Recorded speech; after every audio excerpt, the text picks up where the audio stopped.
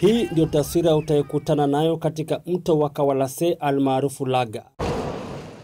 Ni mto ulio kilomita 1 kutoka mji mkuu wa Lodwar. Mto unapokauka, watoto huutumia kama uwanja wa michezo, huku wengine wakipumzisha fikra hapa, japo wanafahamu masaibu wanayokabiliana nayo kila mvua inaponyesha. Mto Kawalase ni wa msimu, na mara tu mvua inaponyesha katika sehemu za kaskazini mwa Uganda, mto huu hufurika na kuwatatiza wasafiri, wafanyabiashara na hata wanafunzi. Katika Kawalase inajaa watu kutoka Lokishogyo, watu kutoka Kibi, watu kutoka wapi.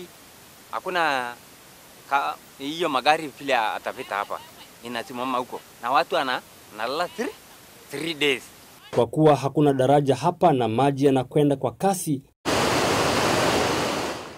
mamia ya wasafiri wanaotazamia kuelekea mjini Kakuma nchini Sudan Kusini au Ethiopia hulazimika kulala kando kando ya mto kwa siku 2 au 3. Wafanyabiashara wanaosafirisha samaki kutoka Kalokol kuelekea Kongo au sehemu zingine hupata hasara kwa kuwa samaki wengi huoza. Kwa kuwa hakuna vyumba wala maduka, kanisa hili ndilo hubadilishwa na kuwa makazi ya wasafiri, na watu hukita kambi hapa hadi maji yapungue.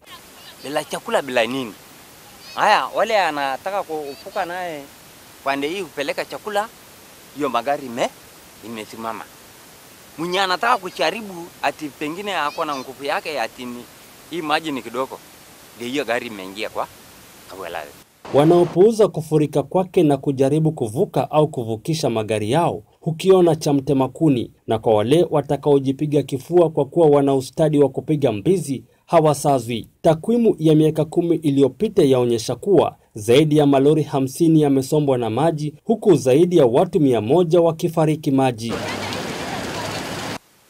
Na pile Kawalase amemaliza watu zaidi ya watu karibu milioni 1 hii Kawalase. Magari, watu, nini, kila kitu. Wakazi wa Turkana wanataka daraja lijengwe juu ya mto huu wa Kawalase ili kuzuia visa vya watu na magari kusombwa na maji. Cheboit Emmanuel, Nipashe Wikendi kutoka Lodwar, kaunti ya Turkana.